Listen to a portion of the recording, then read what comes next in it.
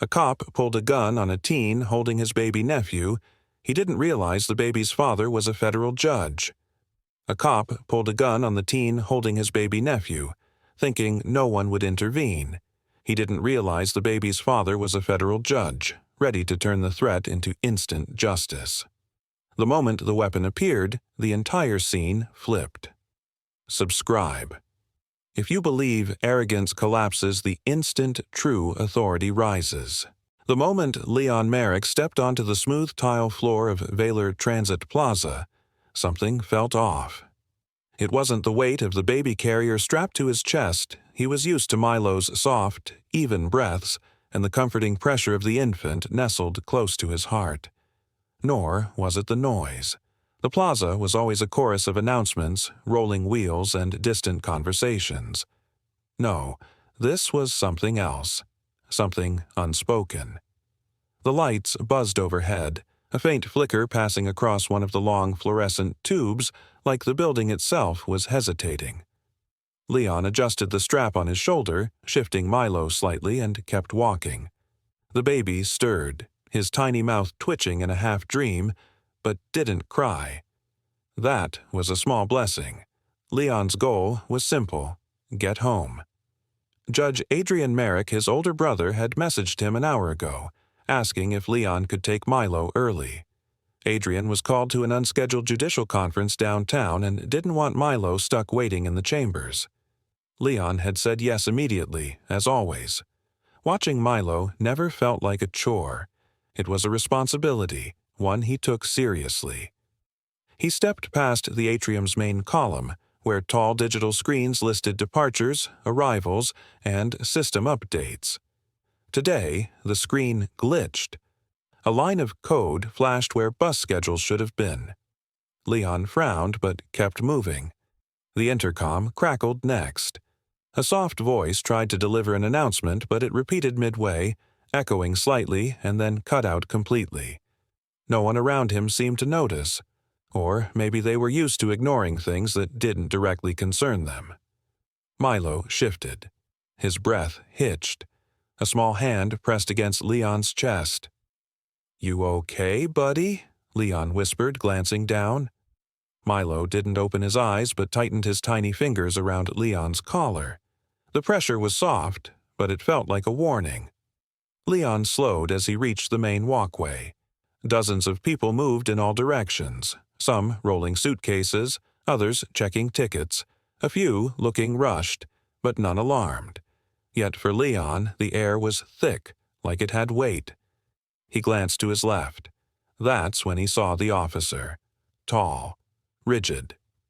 With a sharp jaw and clean-pressed uniform, Officer Rickson Vale stood near a support beam. Not moving, not checking anything, just watching. His hand rested on his holster in a way that wasn't casual. It was studied, intentional. Leon looked away quickly, pretending not to notice, but his body had already registered the unease. A second officer leaned toward Vale, murmuring something low. Leon only caught a piece of it. Wrong match. High alert. Leon's pace slowed. Wrong match? Was there some kind of threat? A security drill? He scanned the area for signs. Nothing out of the ordinary. Nobody running. No announcements. But those words stuck. Wrong match. He reached the top of the walkway and adjusted his jacket, tugging it over Milo's back. The baby shifted again. Not waking, not crying, just fidgeting, as if sensing something. Leon felt a light tremor from Milo's hand, still clutching his shirt. The escalator ahead hummed with a low, electric buzz. As Leon stepped on, the lights overhead dimmed for a second, then blinked back. His hand instinctively reached for the rail, eyes darting up. It was just a flicker, nothing serious, except everything felt serious. He turned to glance behind him and saw Vale again. The officer was no longer at the beam. He was moving now. Not quickly, not in a rush, but directly, toward him. Leon's stomach dropped. He tried to think rationally. He wasn't doing anything wrong. He wasn't breaking rules. He wasn't even alone. He had a baby. He'd walked this plaza dozens of times without a second glance. But today, something was different. The way the officer walked, steady, deliberate, wasn't patrol behavior. It was personal. It was as if Vale had been waiting for this exact moment. Waiting for him. Leon swallowed, turning forward again. His heart began to beat faster, thudding under Milo's sleeping form. He didn't want to panic. Not here. Not in front of so many people. Not with Milo. But the feeling wouldn't go away. Another man, a commuter with earbuds, bumped past Leon without looking. No apology. Leon steadied himself. The floor leveled out as he reached the top of the escalator. His feet clicked softly against the tile. Still walking. Still carrying Milo. Still being watched. Ahead, the corridor stretched toward the exit. Past the security gates. Just a few hundred feet. If he moved at a calm pace, he could be out in 2 minutes. But the rhythm of footsteps behind him matched his own. Leon risked a glance over his shoulder. Vale was 15 feet back, still coming, eyes locked, hand still on his holster. And that was when Milo stirred again, louder this time. A tiny whimper. Then another. His eyelids fluttered. Then a full cry, shrill and sudden, broke through the plaza. Leon stopped walking. He rocked the carrier slightly, trying to soothe him. "Shh. You're okay, Milo. Just a little more and we're home." But it didn't help. The cry grew louder, and when Leon looked up again, Officer Vale had stopped. He wasn't blinking. His posture now screamed tension. Behind him, another man, an officer in a black vest, was slowly shifting to the side, almost flanking. Leon's body tensed. Something was wrong. Deeply wrong. He shifted Milo slightly to his left side, protecting his head, shielding him. The intercom buzzed again, tried to speak, then failed mid-sentence. Static. Silence. And then, without a word, Vale stepped forward again. His pace slow. Measured. As if a switch had flipped. The moment froze in Leon's mind. Like watching a storm cloud roll in too fast, too heavy, too real. Milo's hand trembled against his chest, and Leon understood, not fully, not clearly, but enough. This wasn't routine. This was the beginning of something.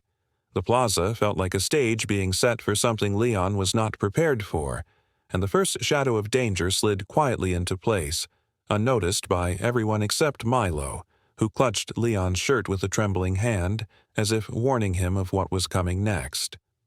The day felt wrong long before anyone understood why. Leon took a single step backward. It wasn't fear that moved him. It was instinct. Officer Rickson Vale's approach was not casual, not routine. The way the man moved, rigid shoulders, jaw clenched beneath a trimmed beard, hand brushing too close to the butt of his sidearm, sent an unspoken warning through the air. Milo, sensing the tension like only infants can, began to whimper. The sound was soft at first, uncertain, then rising into a series of cries that seemed to echo off the polished walls of the Valor Transit Plaza. Leon adjusted the carrier strap across his chest and gently bounced Milo, whispering, "It's okay, little guy. We're okay." But they weren't. "Identification," Officer Vale said sharply, stopping just short of Leon, his voice cutting like glass.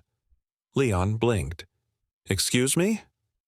"Show me your ID," Vale repeated, eyes scanning the carrier strapped to Leon's chest. "We've received a report about a youth carrying a suspicious object. You match the description." "I'm just walking my nephew home," Leon said, slowly reaching into the side pocket of his hoodie with his left hand while using his right to keep Milo close. "His name's Milo. My brother's Judge Adrian Merrick. He asked me to bring him—" Vale cut him off. Why would a teenager be responsible for an infant during a federal-level alert? His tone wasn't curious. It was accusatory. Leon's hand froze before reaching his wallet. He glanced around. The bustling plaza hadn't stopped moving, but a few passers-by had slowed down, noticing the tension between the uniformed man and the dark-skinned teen holding a baby. "I'm not a threat," Leon said, his voice quieter now, more measured. He just needed to get home. Vale turned his head slightly and murmured into his shoulder mic. Possible match. Carrier consistent. Standing by. From behind, the soft crunch of boots echoed on tile. Another officer approached, taller, broader, with eyes that didn't blink often. He didn't speak, just positioned himself behind Leon with quiet precision, like a chess piece sliding into place. Leon turned halfway to glance. The officer met his gaze. "Everything okay?" Leon asked, forcing his voice to stay even. The man gave no answer. "You're not checking me," Leon thought, suddenly chilled. "You're surrounding me." The baby's cries grew louder, more distressed. The small arms flailed, searching for comfort. Leon shifted his posture again, trying to soothe the baby without appearing evasive. The bounce, the gentle sway, the kind every parent or guardian learns by heart. But Vale's eyes narrowed. "What's in the carrier?" Leon frowned. "It's a baby." Vale didn't blink. "Lift the blanket." Leon gently peeled back the soft yellow fabric shielding Milo's head. The baby's red cheeks glistened with tears. His tiny fingers gripped Leon's shirt in desperation. "He's scared," Leon said, more to the crowd now, who had grown noticeably still. "Matches the alert," Vale muttered. "What alert?" Leon asked, heart thumping against his ribs. Vale didn't answer. Instead, he stepped closer. Leon noticed the twitch in the man's hand, how it hovered too close to the weapon strapped to his hip. Every step, every breath, felt like it might be the one to trigger something irreversible. From behind, the second officer, Sade, according to the stitched nameplate, shifted slightly, his boots squeaking softly. Leon realized it was a signal. A subtle coordination between two men convinced they were intercepting a threat. "You need to stay calm," Leon told himself, clutching Milo tighter. "Protect him first. Don't give them a reason." Vale raised his voice. "Lower the carrier. Place it on the ground. Slowly." Leon's stomach dropped. "He's just a baby. I'm not putting him on the floor." "I said place it down now." "He's 7 months old," Leon said more urgently. "This isn't safe. Please." Vale's expression hardened. "You're refusing a lawful order during an active alert." "No," Leon replied, stepping slightly back, rocking Milo gently. "I'm protecting him." Vale's hand touched the holster. Not unclipped yet, but hovering, measuring. Sade took a half-step closer. "He's stalling," he said to Vale, ignoring Leon entirely. Leon's heartbeat screamed in his ears. Every second felt stretched, warped. He couldn't tell if anyone was helping. The plaza seemed to fold inward. The bright lights above no longer felt safe. They felt clinical, sharp, too revealing. A small crowd had formed by now. Phones were up. Some faces showed concern. Others, confusion. No one intervened. Vale's voice snapped again. "Last warning." Leon didn't move. Not out of pride, not even out of courage, but because he knew. One wrong move, one twitch, and something unthinkable could happen. "I'm just trying to get him home," he said quietly, staring directly at Vale. Vale's eyes twitched. "This matches the alert." The words meant nothing to Leon, but they meant everything to whatever plan had already been written without his consent. The moment stretched.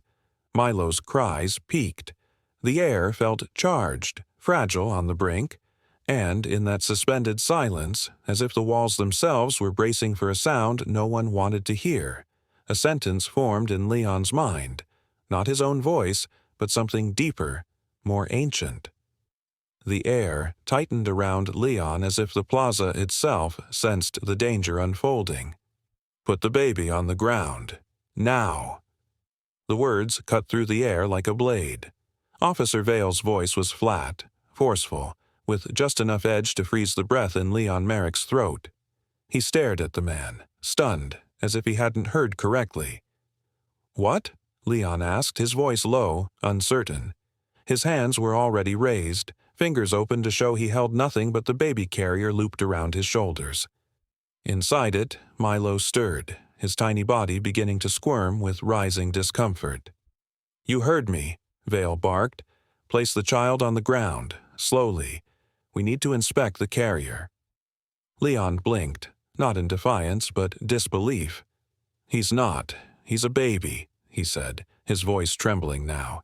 "You can't expect me to put him on the floor like that. It's cold. It's not safe." Vale's hand moved to his holster. Milo began to cry. And just like that, the atmosphere in the plaza changed. Before, there had been tension. Now it became sharp and dangerous. The hum of overhead lights seemed to still. Conversations in the background faltered. The intercom fell silent. Vale's fingers curled slowly around the grip of his weapon. "Non-compliance will be treated as a hostile action. Final warning." Leon's body locked up. He didn't know what to do. The carrier was snug against his chest. Milo's tiny weight a living shield he didn't want and didn't choose, but would never surrender. "I can take him out," Leon offered quickly. "You can search the carrier once I hold him. Just let me—" "Step back," Vale shouted, suddenly drawing the gun. Gasps erupted from every direction. A scream, sharp, brief, from someone across the plaza. Phones were raised. Red dots blinked to life as camera apps launched. A mother clutched her child and stepped behind a bench. A transit worker ducked near the vending machine. But the only person who couldn't move, was Leon. The barrel of the gun stared directly at his chest. Milo's cries turned into a shrill wail, his little body shaking uncontrollably now. Milo's cries turned into a shrill wail, his little body shaking uncontrollably now. Leon stood frozen, eyes wide, the world shrinking around him into nothing but the baby in his arms and the man aiming a weapon at them. His heartbeat pounded in his ears like a drum. He couldn't breathe, couldn't think, but he did know one thing. He couldn't move. Any twitch could be misread. Any shift could be called aggression. So he stayed completely still, letting Milo's screams pierce through the growing horror. "Target acquired," Officer Sade's voice crackled through the radio behind him. "Target?" Leon's mind reeled. "No," he whispered. "You have the wrong person. I don't know what you think this is, but I'm not—" "Suspect is approximately 17. Male, carrying suspicious object," Sade continued. "Appears to match biometric carrier from earlier alert." "Biometric carrier?" Leon suddenly remembered the security whisper from earlier. Wrong match. He hadn't understood it then. He understood it now. They thought he was someone else. Someone dangerous. All because of Milo's carrier? All because of how he looked? All because he happened to be a teenager with a baby? "I'm not the guy you're looking for," Leon said louder now, trying to speak over Milo's crying, over the mounting chaos. "That alert wasn't for me." "Don't move," Vale barked, taking a half-step closer. Leon's instincts screamed to run, but his feet stayed rooted. He shifted only slightly, turning his body more fully to protect Milo, shielding the baby's fragile head with his chest, cradling him tighter, heart hammering so hard he thought it might crack his ribs. The crowd had grown, dozens now, watching, filming, but no one dared speak again. "Just look at his bracelet," Leon tried. "Milo's ID is on it. Just scan it. You'll see." But Vale wasn't listening. He wasn't hearing anything except the pounding of adrenaline in his own head. His eyes twitched as he watched Leon's hands, searching for a threat that didn't exist. Behind him, Sade's hand was also near his holster now. Leon's throat went dry. He couldn't yell, couldn't move. He could only hold Milo as tight as he could, whispering, "Shh, I've got you. I've got you. It's okay." Even though nothing was okay. And somewhere deep down, he felt something shift. This wasn't about confusion anymore. This was fear, misdirected, weaponized, blind. The true tragedy unfolded in the silence between breaths. How quickly suspicion replaced sense. How a child's crying became part of a threat profile, how the color of fear bled over the color of truth. "Suspect refuses to comply," Sade said into his radio. "I'm not a suspect," Leon cried, voice finally cracking. "I'm a kid, holding my brother's son." But Vale's posture didn't change. His arm stayed extended. His finger curled more tightly around the trigger. Milo screamed louder. Leon's eyes darted around for a lifeline, someone, anyone who would step in. But no one moved. He thought about his brother, about Adrian, about how proud he'd been when the judge gave him responsibility for Milo, about how careful he'd been all day. And now he was standing here, with a gun aimed at him, just for doing what he was asked. He tried again. "You're making a mistake. Please, just check who I am. Check my ID. You'll see I didn't." Vale shouted again, louder, cutting him off. "Stop resisting." The words rang false. They didn't fit the moment. But in Vale's mind, they made the fear feel righteous. The gun stayed steady. Leon's knees locked. If he dropped now, if he knelt, Milo might fall. If he didn't move, they might shoot. If he reached for anything, they might fire. He had no options. Just breath. Just stillness. Just the thin, fragile barrier of a baby clutched to his chest as he waited for something to shift. Anything. And in that moment, the entire plaza held its breath. And somewhere behind him, another officer muttered into a radio, "We've got the target." Leon stared at the barrel. He didn't know if the next second would be his last. But he knew one thing. He wouldn't drop Milo. He wouldn't let go. Not for anything. Not even for this. The moment balanced between danger and disaster, held only by Leon's fear and Milo's cries. The gun stayed aimed at Leon's chest, steady in Officer Vale's hands, as if the world had tightened around that single point of danger. Leon's voice trembled when he spoke, the words pushing out through fear and desperation. "Please, check my ID. Scan his bracelet. You'll see who we are." His plea wasn't loud, but it carried the raw edge of someone fighting to be heard before a terrible mistake became permanent. Milo's cries rose sharply, bouncing off the glass walls of the plaza, creating a chorus of panic that made every passerby freeze. Vale took a hard step forward, misreading Leon's shaking voice as defiance. His jaw tightened and his grip on the weapon shifted. "Stop resisting," he barked, even though Leon wasn't resisting at all. Officer Sade's voice came from behind, firm and cold. "Kneel. Now." The order struck Leon like ice. If he kneeled, Milo's tiny body would slump dangerously forward. If he didn't, Vale would think he was refusing again. Leon tried to steady his breath. "I can't kneel while I'm holding him," he said, his tone desperate but controlled. His arms tightened protectively around Milo, feeling the baby's frantic heartbeat against his chest.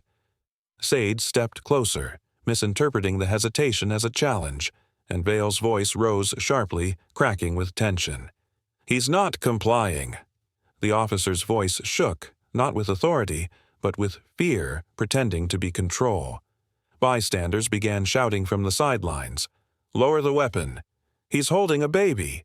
Phones were raised, recording everything, capturing each trembling second. The crowd's involvement made Vale twitch, his breathing uneven. Instead of calming him, the attention pushed him further into panic as though too many eyes made him feel trapped. Leon's thoughts spun. Just keep him safe. Don't move wrong. Don't let him fall. His objective narrowed to one desperate idea: survive long enough for someone reasonable to arrive. He didn't know who that someone might be. He only felt that if he could hold on, even for a moment longer, the rising danger might break. Then a sudden metallic crash cut through the tension. A food tray dropped somewhere across the plaza, the clatter echoing like a warning shot. Vale's reflexes fired instantly.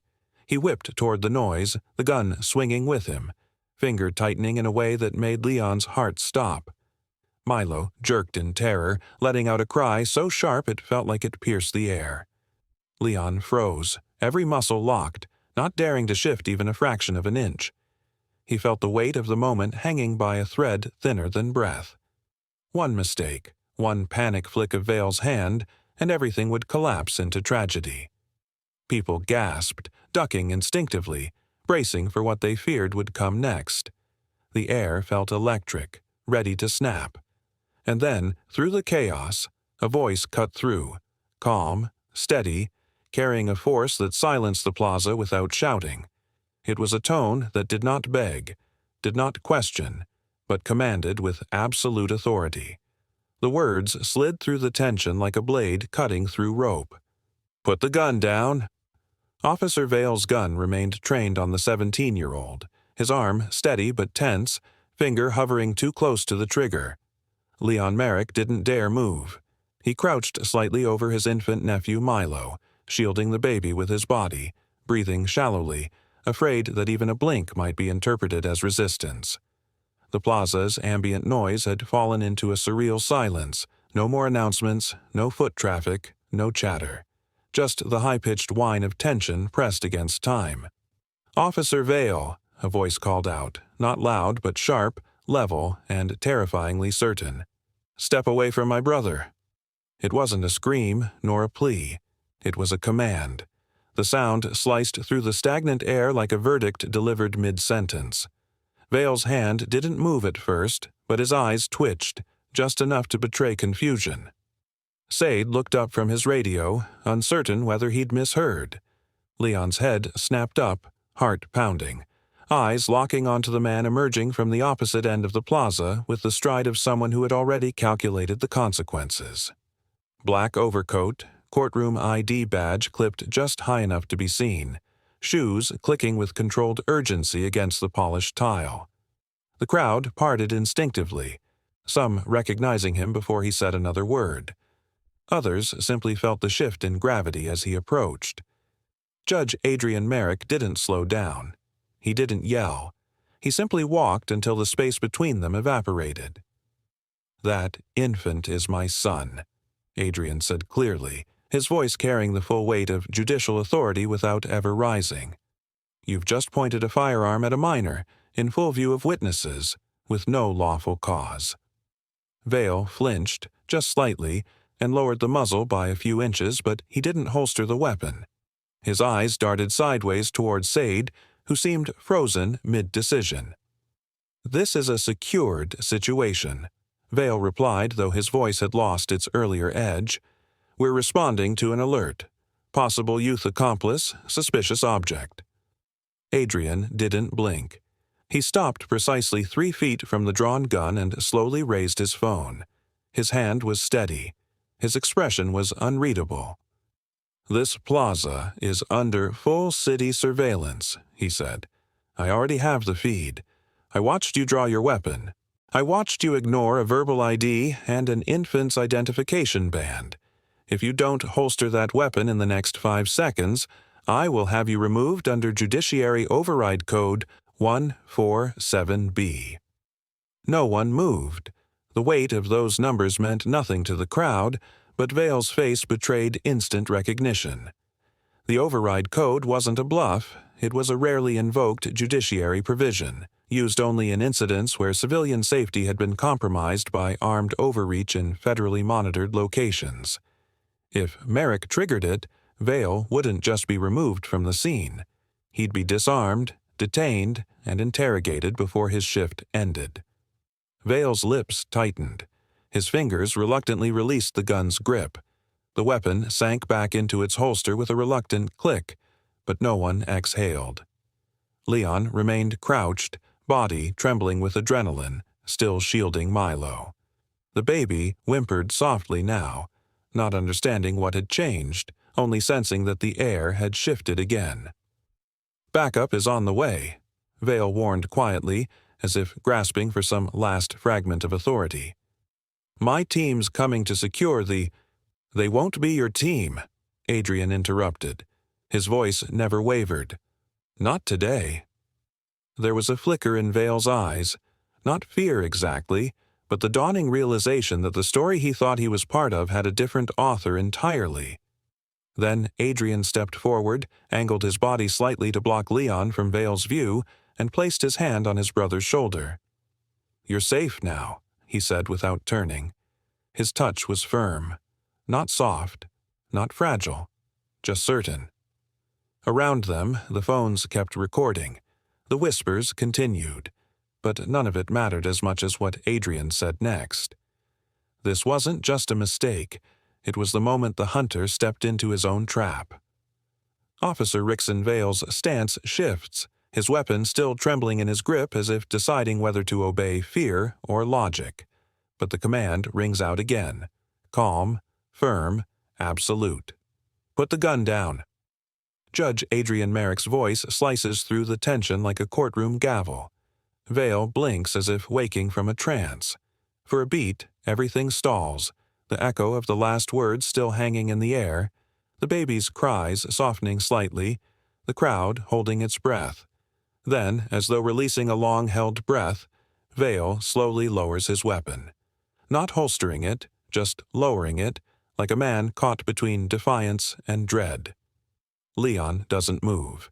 He remains on the floor, clutching Milo tightly, heart hammering like a drum against his chest.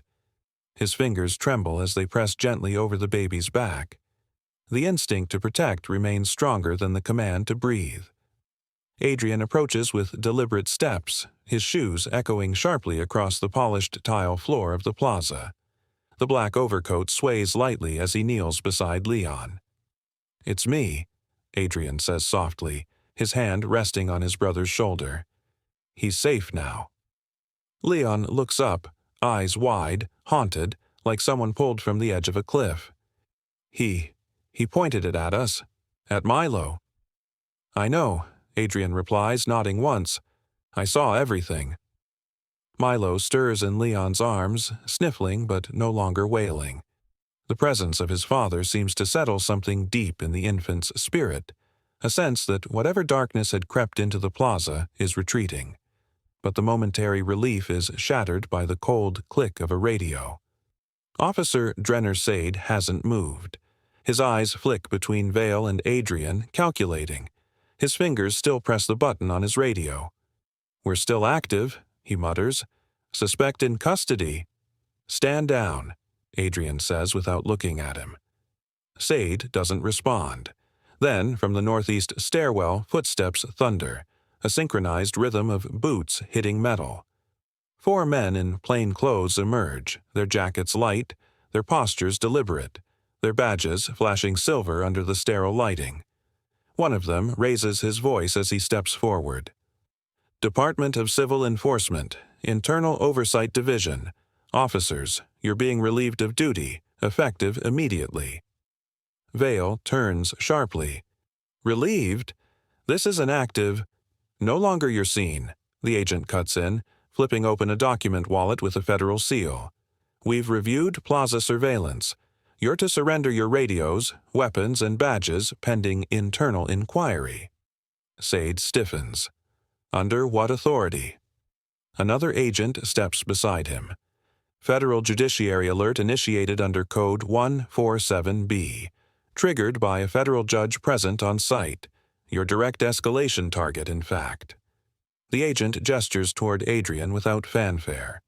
"We were embedded here on unrelated surveillance. Now this takes precedence." One by one, the crowd watches as badges are unpinned, sidearms unstrapped and handed over. Vale hesitates. "I had probable cause." "You had none," Adrian interrupts, his tone sharp now. "You acted on a false flag and threatened a civilian minor holding an infant, my son, in full public view. There is no protocol in existence that protects what you just did." A wave of murmurs rises from the crowd. Phones still record. Eyes still track every motion. Vale looks around, searching for support, but none comes. Even Sade, defiant a moment ago, is now watching the floor. Leon, still seated with Milo, breathes shakily. The scene is moving fast around him, but he can't keep up. His fingers tighten slightly around the baby's carrier handle, anchoring himself to the one thing he knows is real. "Leon," Adrian says gently, crouching once more beside him. "It's over." "I thought—" He was going to shoot him, Leon whispers. Milo didn't understand. He just cried. He didn't know why. And I couldn't stop him. You did exactly what you were supposed to do, Adrian says, voice like a warm blanket over raw nerves. You kept him safe. Another agent crouches nearby, scanning a tablet linked to the plaza's live surveillance grid. Judge Merrick, he says quietly. Dispatch just confirmed something. Troubling. Adrian stands. What is it? The agent turns the tablet toward him. The tear scan alert, flagged 10 minutes before the incident, was based on a biometric anomaly report. It listed youth accomplice based on a pattern match. But there's no suspect, no stolen capsule. The entire alert chain was injected manually by an anonymous badge login. Adrian's eyes narrow. No verification. None. It didn't pass secondary human review either. The system escalated automatically. Behind them, Vale flinches. He doesn't speak, but his silence says more than denial ever could. Who pushed the alert? Adrian asks. We're tracing the badge now, but the implications are disturbing. The implication lands hard. There was never a second suspect. No youth accomplice, no matching description. Just a fabricated entry fed into a system trusted to act before it asks. Adrian's gaze moves across the scene. The disarmed officers, the watching crowd, his shaken brother holding a child too young to understand the near trauma he just survived. The law, once thought to protect, had nearly taken aim at its own. He looks down again. Leon clutches Milo as if the boy's warmth is the only thing keeping him from unraveling. You hear that? Adrian says, gently resting a hand on his shoulder again. It wasn't your fault. The threat was never you. Leon finally nods once. The oversight team begins tagging the officers' body cams for evidence capture. A forensic drone hovers above the scene now, cataloging visuals, audio, and timestamps. Witnesses begin filing informal statements with a nearby agent, the crowd's tension beginning to drain, replaced now by disbelief, anger, and hushed discussions of what might have been. A few feet away, Vale finally speaks again, voice low and shaky. This was just standard response. Adrian turns, his tone cold and precise. Standard response doesn't aim a loaded weapon at a child. He turns back to Leon, crouching one final time. You did the hardest thing today, he says. You didn't panic. You didn't run. You held on. Leon swallows hard, looking down at Milo, who is finally quiet in his arms. The baby grips a small part of his uncle's coat, eyes fluttering closed again, unaware that he's become the center of something far bigger than either of them. Adrian stands tall. Come on, he says. Let's take him home. But even as they prepare to leave, the agents are still working, cross-checking badge logs, pulling plaza backups, launching what will become a far wider investigation. Because now the truth is unavoidable. The gun wasn't the first threat. It was only the one you could see. The moment Adrian Merrick replayed the security footage of Officer Vale aiming a loaded weapon at his younger brother, something inside him hardened. Not with rage, but with clarity. He sat alone in a small Federal Review suite. The screen paused at the frame where Leon's body curled instinctively around Milo, the baby's tiny fist pressed against his uncle's chest in fear. There was something unnatural about how fast it had escalated, how sudden the officers had moved, something mechanical. He rewound again, and again. Then he opened the system logs. That's when it began unraveling. Timestamp, he muttered, scrolling. Trigger source. T7Y-VE Transit, automated escalation request. His brow furrowed. This wasn't an officer's report. It was a system-prompted flag. Something cold, impersonal. He tapped deeper into the alert origin and found the name, Tier Scan. His breath caught. That name was not supposed to be in active deployment yet. He had only heard of it once, whispers through sealed judiciary memos and unreleased ethics reviews. Adrian's fingers danced faster across the keyboard. The log didn't just flag Leon. It had flagged 5 other minors across the transit plaza that same hour. All teenagers, all carrying something, a backpack, a baby carrier, even a duffel bag. The system had generated identical alerts for each. Object inconsistency with age profile. Potential escalation risk. Recommend immediate intercept. His stomach dropped. These weren't human suspicions. These were patterns. Patterns run by code. He picked up his phone and called the Department of Civil Enforcement's Digital Oversight Liaison. "It's Merrick. I need you to pull the back-end schematic on the tear scan pilot. Yes, now, unredacted. Cross-reference it with the Valor Transit contract suite. I want to see if they buried anything under auxiliary technology provisions." The man on the other end hesitated. "Sir, tear scan isn't active. It's still under review." Adrian stared at the paused footage. "Then tell me why it just tried to kill my brother." An hour later, confirmation landed in his inbox. Valor Transit had signed a silent deployment agreement with TearScan Technologies 3 weeks ago under a clause titled Behavioral Efficiency Initiative Pilot. Hidden in the fine print was a disturbing instruction: respond first, question later. The system generated alerts in real time and authorized officers to act without verifying identity, as long as the pattern matched a threat profile.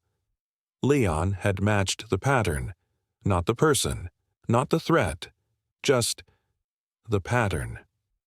Adrian stood up slowly, the data tablet in hand, and walked out of the review suite. The corridor lights seemed colder now. He passed officers who gave polite nods, unaware that the world they operated in had shifted. He didn't stop until he reached the internal hearing chamber where the preliminary investigation team was gathering. Inside, Leon sat in a corner chair with Milo in his lap, quiet but visibly tired. Leon barely looked up, but when he did, there was only one thing in his eyes. "I just want to go home," he said softly, his voice cracking. Adrian knelt beside him. "You will," he promised, "but not before I make sure this never happens again." He rose and walked into the main chamber, nodding at the federal observers already reviewing footage. One of them, Agent Merrick, a seasoned analyst with sharp eyes, approached Adrian with a clipboard. "We've begun flagging the radio calls. Vale and Sade weren't freelancing. They were following Directive Code 14R. Adrian blinked. "That's the automated response code." Merrick nodded grimly. "Tear scan. Deployed without live verification.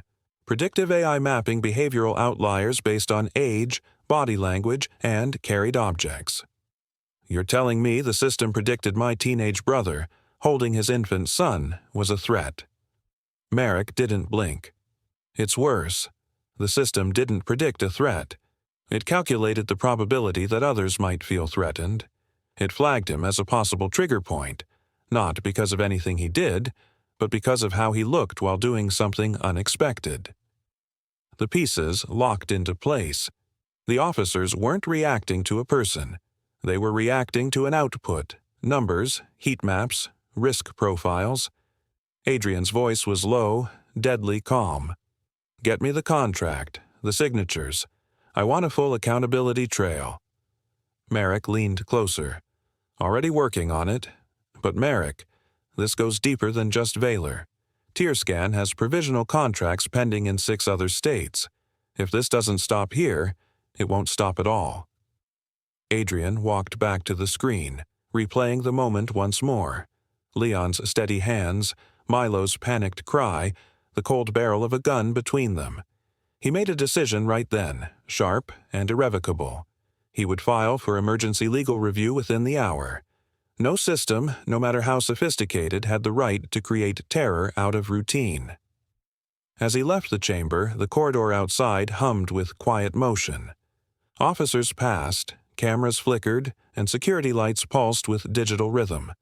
A system designed to protect had been reprogrammed to predict fear, and that prediction had almost cost a child his life. Adrian paused by the door, exhaling slowly. "The real enemy isn't just one reckless officer," he whispered, as if saying it made it final. "It's a system that creates danger by pretending to predict it. And now, the man they nearly destroyed is the only one who can dismantle it from the inside." The system they trusted to protect had quietly learned to point fingers without proof. The officer smirked, confident his intimidation would go unchallenged, unaware that every movement, every second, and every witness had already been anticipated by a father with unparalleled authority. If you believe cruelty under a badge always folds when strategy meets unstoppable power, hit subscribe now, because justice never hesitates. The footage hit the internet before dawn. Shaky phone recordings from the Vailor Transit Plaza, Officer Rickson Vale with his gun raised at a teenager shielding a baby, flooded social media like a breach in a dam. Within hours, the story trended across every major platform, headlines erupting like wildfire. Officer pulls gun on teen holding baby. Judge's son mistaken for criminal. AI predictive policing under fire. News anchors scrambled for updates, analysts speculated live on air, and protests gathered outside the very plaza where it all began. The air outside Vailor was thick with banners, chants, and disbelief. But inside a quiet press room in the city courthouse, Judge Adrian Merrick was preparing to shift the narrative. He stood behind the podium as the cameras began rolling, the room packed shoulder to shoulder with reporters. Leon sat beside him, still pale, holding baby Milo close. Flashbulbs flickered like lightning as Adrian began to speak. "My brother and my son were not victims of human error," he said, his voice measured but resolute. "They were victims of algorithmic negligence, rubber-stamped by flawed training and shielded by silence." The room stilled. Adrian didn't flinch. He had chosen every word with precision, aiming not just to expose what happened but to aim at the machinery that made it possible. Behind him, a screen displayed stills from the plaza footage. Vale's outstretched weapon, Leon shielding Milo, the moment just before disaster. "We are no longer talking about isolated misconduct," Adrian continued. "We are talking about a predictive system that authorized force before understanding context, and officers trained to obey it without question." He didn't mention Vale or Sade by name. This wasn't about them anymore. It was about what empowered them, and that was a deliberate decision. After the conference, Adrian didn't stop. He went straight into legal action. That same afternoon, he filed a sweeping federal motion titled Merrick v. Tear Scan Technologies, targeting not only the manufacturer of the behavioral surveillance software, but the transportation authority that enabled it. The motion alleged systemic abuse of predictive enforcement tools, endangerment of a minor, and gross negligence in operational deployment. The legal world took notice. Headlines shifted from the footage to the lawsuit. Former officers, policy advisors, and technologists began weighing in. Some tried to defend TearScan, citing national security and preemptive threat detection. But the footage told a different story, one that didn't need commentary. The public wasn't just angry. It was ready for blood, but Adrian offered strategy instead. "Don't lose focus," he advised his team during a closed-door meeting. "We're not here for outrage. We're here for accountability." Meanwhile, Leon tried to return to something resembling normal. But it was impossible to walk through school halls without whispers. Students showed him news clips on their phones. Others awkwardly offered support. Some teachers avoided eye contact altogether. At home, he barely slept, jolting awake at every unfamiliar sound. Each time Milo stirred, Leon gripped his arm as if expecting another officer to appear in the dark. "I was just holding him," Leon said one night to Adrian, voice hollow. "That's all I was doing." Adrian didn't have an answer for that. Not yet. Outside their home, a small crowd of reporters camped out nightly. They asked about everything: Leon's condition, Milo's well-being, the family's next legal steps. Adrian stayed silent until he had something meaningful to say. That moment came a few days later, when a second video surfaced. Security footage from a plaza angle that hadn't gone public. It showed the precise moment Officer Vale flinched toward a sudden noise and nearly fired. The freeze frame captured Leon's face, calm, terrified, focused entirely on shielding the baby. No aggression, no resistance, just protection. The footage broke any remaining doubt. By week's end, Officers Vale and Sade were suspended pending a full investigation, but the disciplinary memo was brief. The real storm was elsewhere. Legal scholars began calling the Merrick case the first digital rights reckoning of the decade. Protests expanded into other cities, targeting similar AI-based surveillance programs. Civil liberties groups joined Adrian's side, and still he kept the narrative tightly focused. "We cannot reform justice if we outsource judgment," he said in an interview with the Capital Morning Journal. "Predictive systems are tools, not verdicts. When we treat them as more than that, we sacrifice human life to convenience." Behind closed doors, whispers of regulatory panic began. Other cities began quietly reviewing their tear scan contracts. Federal agencies requested audit logs. And somewhere deep inside the network of corporate defense lawyers, someone issued the first call to prepare for settlement. But Adrian wasn't done. He organized a roundtable with legal and civil experts, not just to discuss tear scan, but the policy environment that allowed it. He released a position paper titled Prediction versus Protection: Rethinking AI in Public Enforcement, which spread quickly across law schools, tech circles, and government watchdogs. The public saw a judge using his power not for revenge, but reform. It resonated.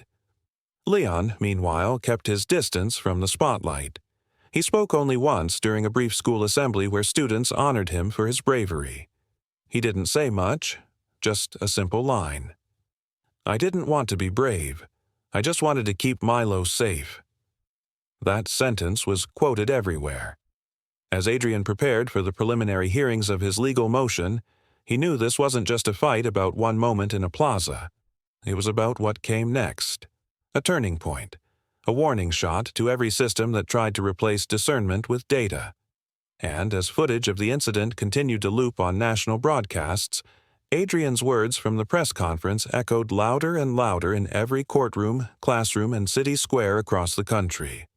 A gun can be lowered. A system must be dismantled. A child's sharp cry cut through the silence, followed by the clipped, frantic voice of an officer. "Put the baby down, on the ground, now."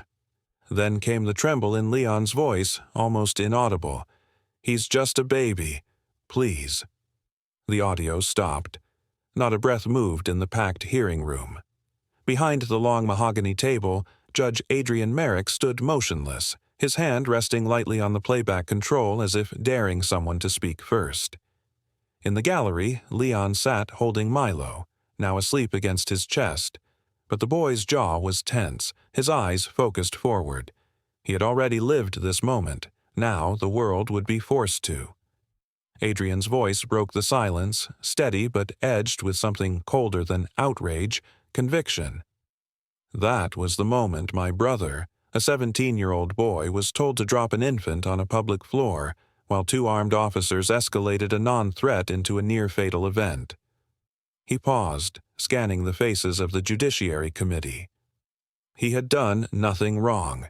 He matched no description, and the infant in his arms, my son, was seen not as a child, but as a potential risk. One of the senior committee members, a rigid-faced man in his late 50s, leaned forward.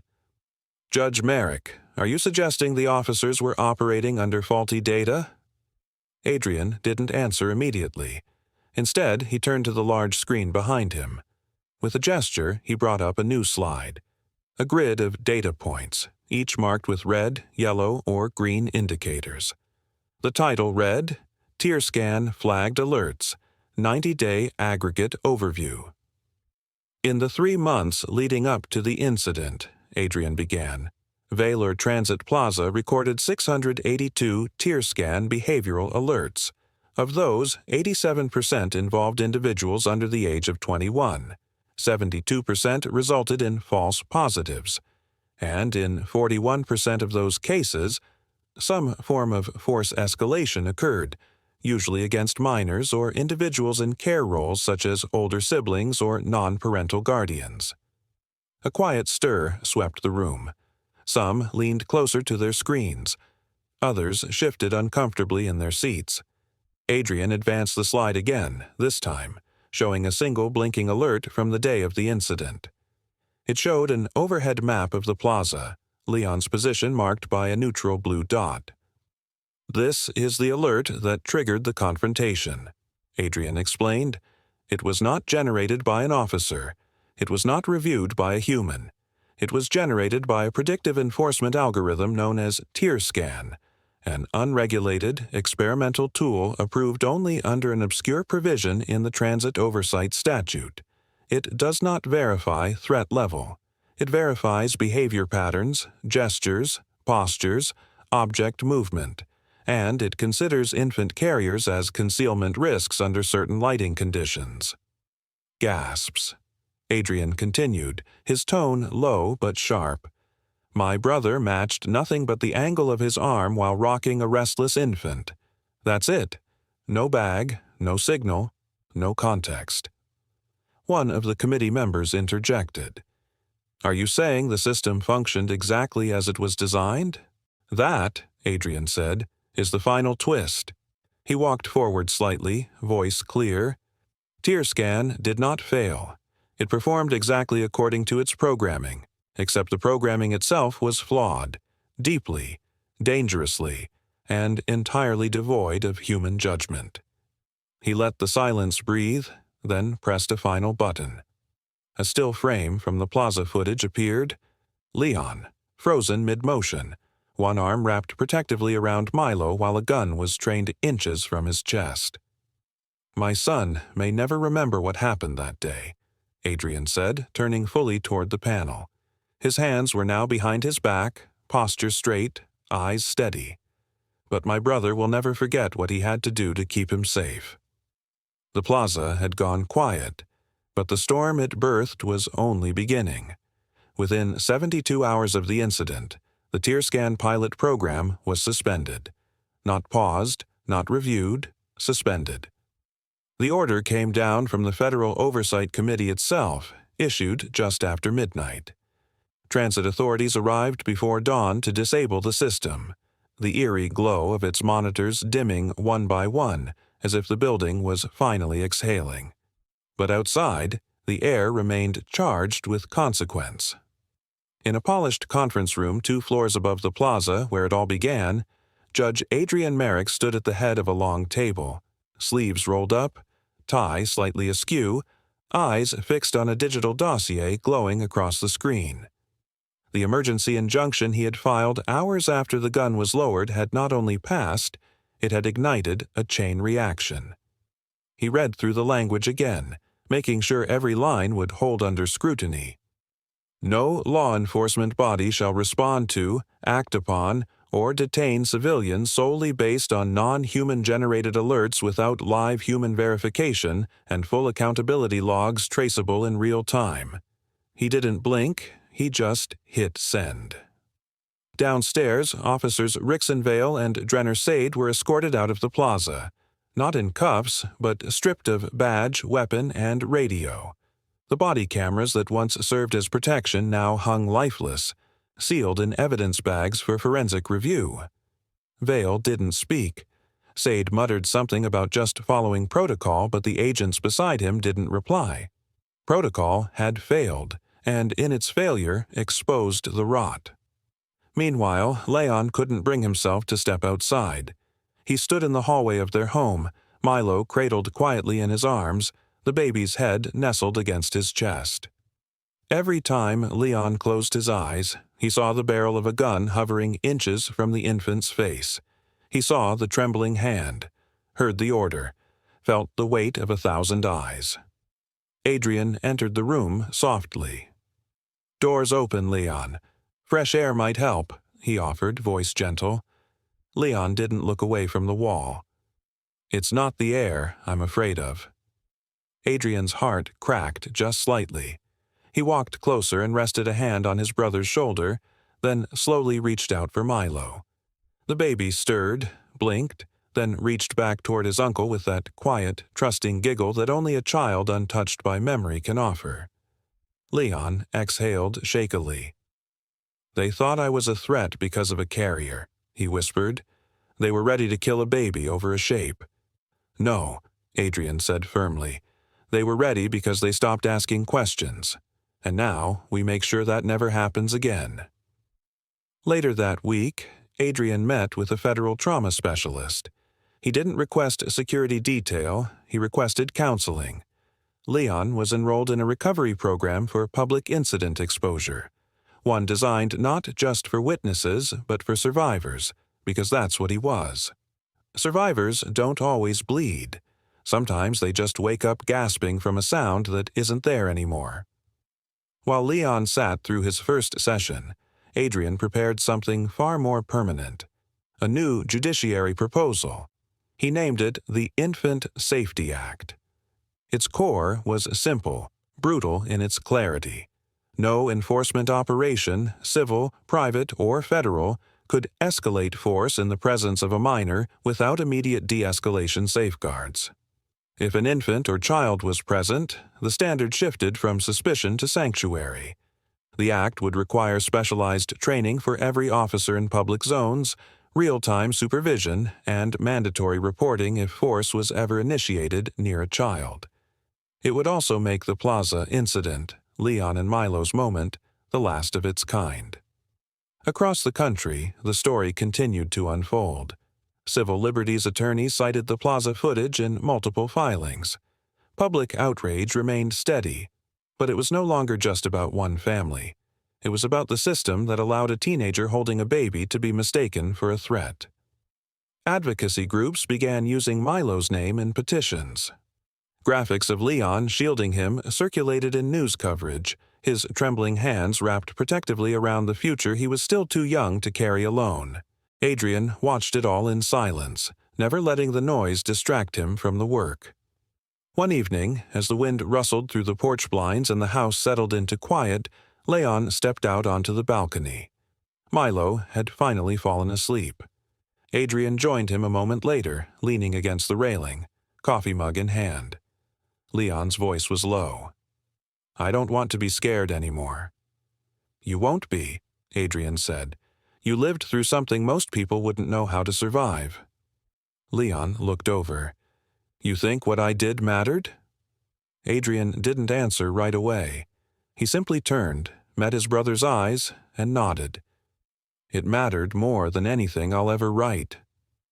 Downstairs, the news played softly. A headline scrolled by the bottom of the screen in steady, bold text. "Merrick Emergency Injunction passes in historic vote. New national standard for AI enforcement protocols." And just below it, another banner. "Tear scan violation hearing scheduled.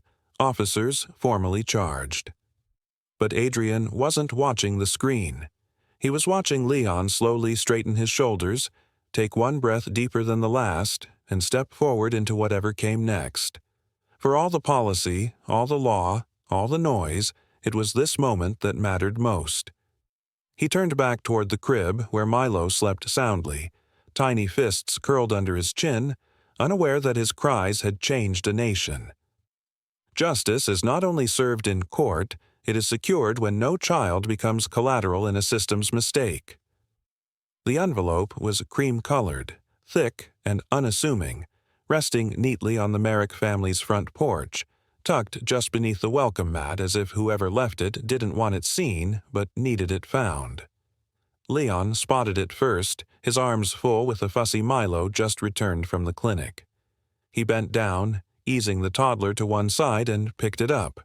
There was no return address, no markings on the outside except for his name, Leon Merrick, written in neat, slanted cursive with the kind of precision that didn't feel casual. He turned it over slowly and broke the seal. The letter inside was handwritten, clean and chilling in its clarity. I'm writing because I saw what happened to you at Valor Plaza. I used to work for TearScan. I didn't build it to do this, but they changed the parameters after launch, and when I objected, they made me disappear. Quietly. I don't want to stay quiet anymore. Leon froze, the words absorbing into him like cold water on dry skin. His eyes kept darting down the page, scanning phrases that read like confessions disguised as warnings. Internal objections ignored. Red flags buried under NDAs. Targeting heuristics rewritten to prioritize youth patterns. A strange heat crept up Leon's spine. Not anger yet, not relief, but something in between. A tightening sense that the wound they'd barely stitched shut was about to open again. Not with blood, but with truth. He didn't wait. As soon as Adrian returned home that evening, Leon handed him the letter in silence. Adrian read it standing in the entryway, his coat still on, briefcase unopened. As his eyes moved across the page, something in his expression shifted. Not surprise, but grim recognition. "We were right," Adrian said quietly, more to himself than to Leon. It wasn't a malfunction. It was policy. The next morning, Adrian moved quickly. He contacted the Civil Oversight Board and triggered a clause only few officials ever used, one that invoked whistleblower protections under judiciary surveillance override. The letter contained names, internal server directories, and a series of update timestamps, none publicly disclosed. Adrian knew he couldn't verify them alone, but it didn't matter. The very existence of that data, if corroborated, would be enough to reopen the case under a federal lens. 3 days later, a secure video conference was scheduled. The screen remained black at first. Then a voice, filtered and disguised but unmistakably young, came through. "My name is Darren Vell. I was a junior systems engineer on TearScan's behavioral escalation team." Leon, seated behind Adrian in a darkened observation room, felt the breath leave his chest. Darren continued, calm but visibly shaken. "I worked directly under the lead architect. The system was never designed to operate without oversight, but midway through beta testing, they removed the verification layer to speed up deployment. They called it adaptive priority engagement. It sounded clinical. What it meant was, the algorithm could flag anyone it wanted, and officers were told to trust the red alert light over their own eyes." Adrian leaned forward. Did they know it disproportionately flagged minors and families? Darren didn't hesitate. "Yes, we ran internal reports. The top flagged demographics were young males under 18, especially those in what the system labeled as non-standard caretaking patterns. Single dads, teen guardians, unaccompanied youth.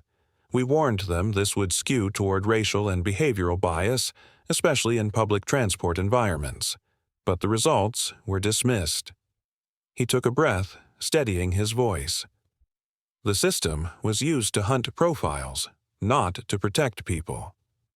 A long silence followed. Leon's hands gripped the edge of the bench as if anchoring himself to reality. For months, he'd tried to convince himself that what happened in the plaza had been a mistake, a one-time escalation, an error in judgment. But now, hearing this stranger explain how the entire platform had been engineered to treat him like a threat from the moment he entered the building, it shattered that hope completely. Adrian thanked Darren, and the screen went dark. That evening, Leon stood quietly at the edge of their living room, looking out the window as Milo played nearby, giggling softly over a wooden truck. Adrian approached, his voice low. "He gave us enough to open discovery. Real names, internal audit logs. It's not just a tech issue now, it's ethical misconduct. Systemic." Leon nodded slowly, but his voice trembled. "All this time, it wasn't just bad luck. They were looking for someone like me."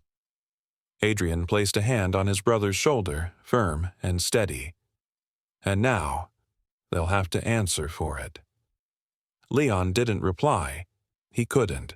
His mind kept replaying the final words from the testimony, words that rang louder than any accusation. I built it to help, but it was used to hunt. Sometimes the enemy behind the curtain is someone who once tried to stop the machine before it turned on. The courtroom fell silent as the final ruling was delivered. Tear Scan Technologies is hereby found liable for negligent endangerment under federal code. Effective immediately, all operations shall cease until a full ethical redesign is submitted and approved by a multi-agency review board. The gavel struck once, a sound sharp, heavy, final. Leon Merrick sat motionless in the gallery, his breath caught somewhere between his ribs and throat. Beside him, Milo fidgeted in his lap, now a bright-eyed toddler with chubby cheeks and curious fingers that played with the hem of Leon's sleeve. The moment should have felt victorious, justice, finally spoken aloud.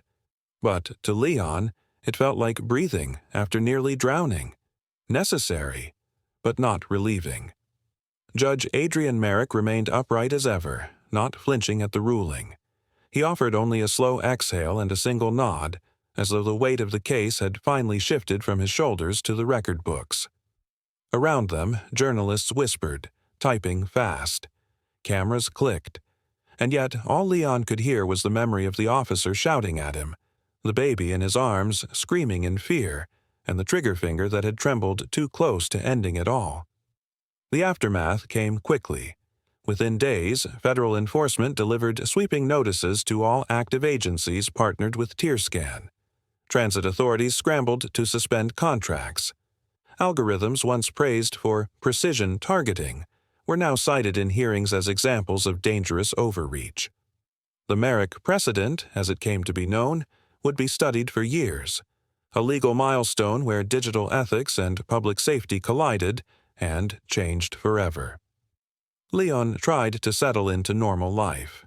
He finished his high school requirements ahead of schedule and accepted Adrian's offer to intern with him at the Civil Integrity Division. The office was filled with men in suits and clipped voices, but Leon noticed how they looked at him, differently. Not just as a young intern, but as the boy from the plaza, the one who held the baby, the one who didn't flinch. Milo, now walking with a toddler's unsteady confidence, quickly became a kind of symbol. A photo of him clutching Leon's shirt, taken seconds before Adrian arrived that day, circulated quietly among advocacy groups. Some used it in campaigns calling for child safety and public enforcement. Others painted murals. One appeared near the entrance of Valor Transit Plaza, an image of Leon kneeling, arms wrapped protectively around Milo, the blurred silhouette of an officer in the background, gun half raised. Beneath it, the words, "He held the future while they pointed at fear." Vale and Sade's appeal failed. The court reviewed the evidence again, body cam footage, plaza surveillance, audio records, eyewitness testimony, and delivered its final judgment. Both officers were barred from public enforcement service for life. No reinstatement, no appeals left. But justice did not feel like triumph. Leon still avoided large plazas, still looked twice at officers, even polite ones, still felt a spike of anxiety if someone stepped too close while he held Milo. Some scars heal invisibly, others breathe through silence. Adrian watched over him like a quiet guardian, never forcing recovery, only offering space. It was he who suggested therapy. Leon hesitated, until one night after Milo had fallen asleep in his arms, he whispered, "I don't want to feel like this forever." The next morning, Adrian scheduled an appointment with a trauma specialist who worked specifically with public survivors of enforcement violence. Adrian, meanwhile, had become a towering figure in the judicial reform movement. As advisor to the National Civil Integrity Council, he was invited to speak at universities, review emerging technologies, and draft oversight protocols for AI-assisted enforcement systems. But he refused any fame. His victories came in legal drafts, not spotlights. One evening, after a long day at the office, Adrian found Leon reviewing public policy drafts for the Infant Safety Act, a bill Adrian had introduced after the plaza incident, requiring all officers to undergo mandatory de-escalation training when minors or infants were present. "You're actually reading this?" Adrian asked, amused. Leon looked up, serious. "I want to understand what kept us alive." There was silence between them then, the kind that didn't need filling. A week later, as they reviewed files together late at night, Leon hesitated, then finally asked the question that had been growing quietly inside him since the ruling. "Did I do the right thing?" Adrian paused, set down his pen, and looked at his brother, not as a lawyer, not as a judge, but as a man who'd nearly lost him. He spoke slowly. "You did what no algorithm could. You protected life with heart, not prediction." Leon said nothing for a moment. Then, with a soft breath, he nodded. Adrian added quietly, "That moment was never about who you were. It was about who you refused to become." The applause had barely faded when Leon Merrick stepped onto the stage. He didn't pause to soak in the crowd or scan for familiar faces. His steps were measured, deliberate, feet hitting the polished surface of the stage with the weight of someone returning not just to a place, but to a memory etched into his bones. Behind him, glass walls arched high, letting filtered sunlight pour into Valor Transit Plaza. The same sunlight that had once glinted off the barrel of a drawn weapon was now warm, unthreatening, but the memory remained sharp. Adrian Merrick watched from stage left, arms crossed tightly over his chest. His dark suit was crisp, federal lapel pin glinting in the light, but his eyes tracked Leon, not as a judge or advocate today, but simply as a brother. Beside him, the plaza's director and several city officials stood in formal rows, all part of the carefully choreographed unveiling of the Valor Safety Reform Initiative. But it was clear who the crowd had come to see. Leon stood at the podium, the microphone adjusted with a soft mechanical whir. For a brief second, his hands trembled, not from fear, but from the pressure of returning to the site where everything had nearly gone wrong. Then came the sound that cut through the tension like sunlight through mist. A soft giggle. Milo. Now, a toddler, the child tottered across the stage on stubby legs, gripping a curled red ribbon in one hand. The moment he spotted Leon, his steps turned into a clumsy sprint. Laughter rippled through the crowd as Milo thrust the ribbon toward his uncle, who knelt instinctively, arms wide. Leon scooped the child up and hugged him tightly, the crowd erupting into applause again, not for the ribbon, but for the fact that this moment was even possible. When he rose again, Milo resting quietly against his chest, Leon finally looked out over the audience. He saw officers, parents, students, journalists. Some had tears in their eyes, others held phones, all of them waiting. He didn't prepare a long speech, didn't need one. His voice was steady as he began. 1 year ago, I came through this plaza just trying to get home. I was holding Milo. He was asleep then, just like he always was after lunchtime. I didn't have a plan. I didn't expect anything to happen. And yet, everything did.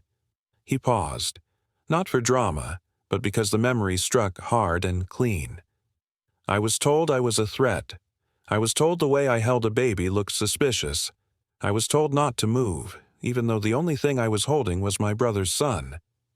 Milo shifted against him, resting his cheek on Leon's shoulder.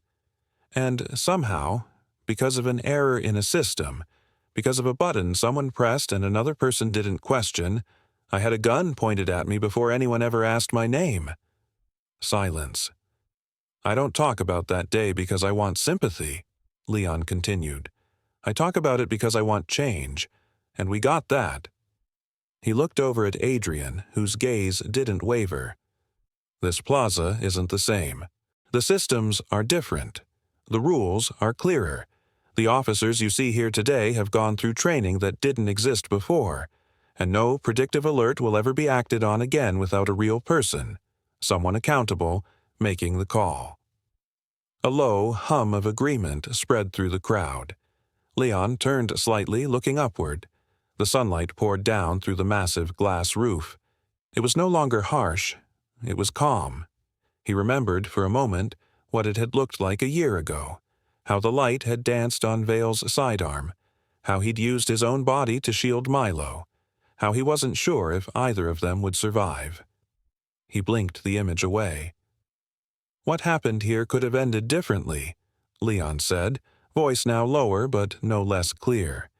But it didn't, and because of that, we changed the rules, not just for us, but for the next kid carrying something fragile through a place like this. The moment held.